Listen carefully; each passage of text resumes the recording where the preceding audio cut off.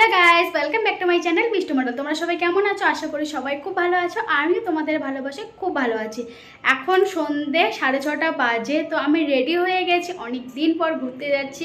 বরকেই বলছিলাম যে একটু ঘুরতে নিয়ে চলো। ভালোই লাগছে না আর বাড়িতে, মানে রুমের মধ্যে একা একা, তো শুধু মোবাইল গোছানো হয় আর কিছুই হয় না, তো ভালোই লাগছিল না। তো আজকে একটু ওয়েদারটা ঠিক আছে, মানে একটু হালকা হালকা বৃষ্টি বৃষ্টি পড়ছে সারাদিনে। তো এখনও মেঘ আছে, এখন বৃষ্টি নেই, তো বৃষ্টি আসবে আসবে করছে। তো রেডি হয়ে গেছি। আর আমাদের কিন্তু বেশিরভাগ এরকমই হয়, যেদিনে আমরা কোথাও যাওয়ার প্ল্যান করি তো সেই দিনেই না বৃষ্টি বৃষ্টি ওয়েদার থাকে। তো আজকেও সেরকম বৃষ্টি বৃষ্টি ওয়েদার। তো বলছে আমার বর বলছে যে দেখো আবার বৃষ্টি না চলে আসে, তাড়াতাড়ি রেডি হও, তাড়াতাড়ি চলে যায়। তারপর যদি বৃষ্টি আসে কোনো ব্যাপার না, কিন্তু বাড়ি থেকে বেরোনোর আগে যেন বৃষ্টি না আসে, না হলে যাওয়া ক্যান্সেল হয়ে যাবে। এর জন্য তাড়াতাড়ি রেডি হয়ে গেলাম।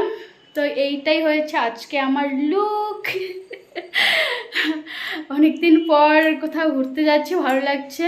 তো চলো, আর কি বলবো, আর কিছু বলার নেই। আগে যাই, কোথায় যাচ্ছি সেটা একবারই গিয়ে দেখাবো। তো চলো, টাটা, শুভ সন্ধ্যা। হেঁটেছি স্বপ্নের হাত ধরে, পেরিয়ে রাত একাকি ভরে, লিখেছি কতবার নাম ধরে যে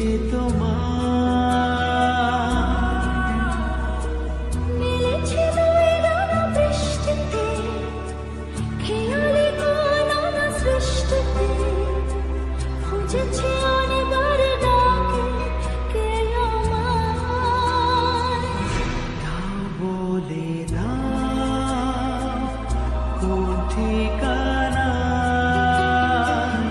লিখবো চিঠি, খুঁজবো তোমায়।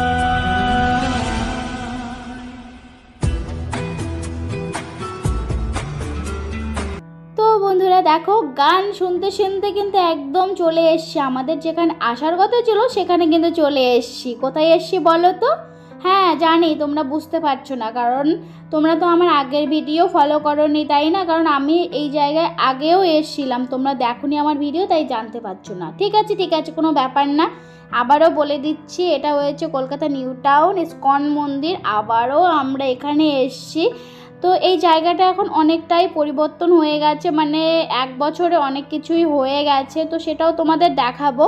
আর একটা কি বলো তো, এত লেট করে এসছি আমরা, আর কি বলি, সন্ধে আরতিটাই হয়েছে মেন। সন্ধে আরতির জন্য এসছি, কিন্তু এতটাই লেট করে ফেলেছি, সন্ধে আরতি শেষ হয়ে গেছে।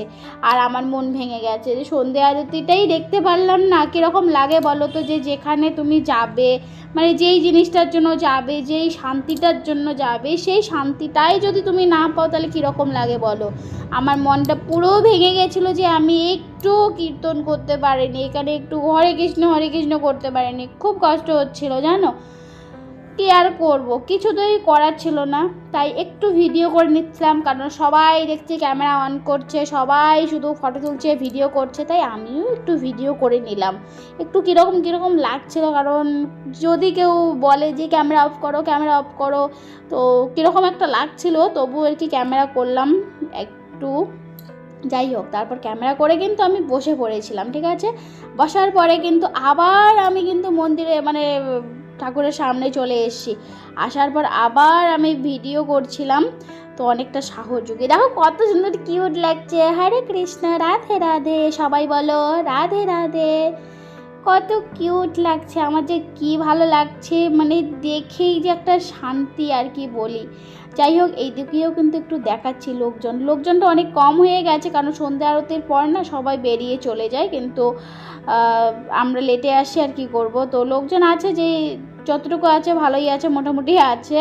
তারপরে এদিক ওইদিক একটু ভিডিও করে নিলাম, আর তারপরে কিন্তু নিজেকেও দেখিয়েছি একটুখানির জন্য, মানে একটু কীরকম লাগছিল।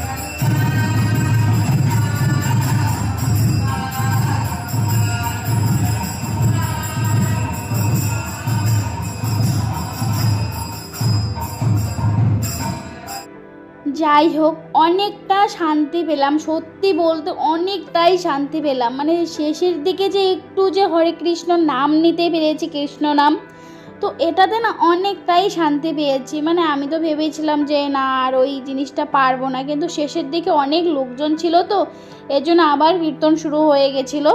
তো ওখানে শেষ হওয়ার পরেই আমরা বেরিয়েছি, মানে একদম শেষ হয়ে গেছে ওখানে, তারপরে আমরা বেরিয়েছি। আর দেখো অনেকটা জায়গা জুড়ে না মানে সব কিছু হচ্ছে। এই যে প্যান্ডেলটা দেখতে পাচ্ছ, ওটা আর কি খাবারের জন্য করেছে, আর সাইডে দেখতে পাচ্ছ সেটা হয়েছে মানে ওখানে রান্না বান্না এসব কিছু হয়।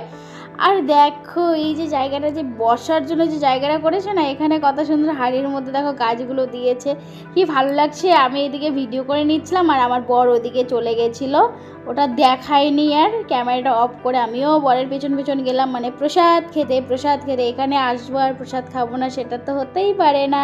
হরে কৃষ্ণ, রাধে রাধে, তারপরেই কিন্তু প্রসাদ দেবে, ঠিক আছে? তো দেখো মন্দিরে আসবো আর প্রসাদ খাবো না, সেটা কিন্তু কীরকম একটা লাগে বলো। তাই কিন্তু প্রসাদ খেলাম, আর প্রসাদ খেয়েও কিন্তু একটু শান্তি লাগেই। তারপরে দেখো আমরা একদম বাড়ি আসবো বলে রাস্তার দিকে একদম চলে আসলাম। আর গাড়ি তো রাস্তার মধ্যেই রাখতে লাগে, এখন আর মন্দিরের ভেতরে কোনো গাড়ি বাইক এসব রাখতে দেয় না। আগে কিন্তু রাখতে দিত, কিন্তু এখন আর রাখতে দেয় না। এবার কিন্তু আমাদের বাড়ি চলে আসতে হবে। আর আমাকে বর বললো কি যে কোথাও আবার ঘুরতে যাবে নাকি বা কিছু খাবে নাকি, তো আমি বললাম কি না আমি কিছুই খাবো না, কারণ আমি বাড়িতে রান্না বান্না করেই গেছিলাম, আর বাইরে যদি কিছু খেয়ে যাই তাহলে আমার রান্নাগুলো পুরো নষ্ট হয়ে যাবে।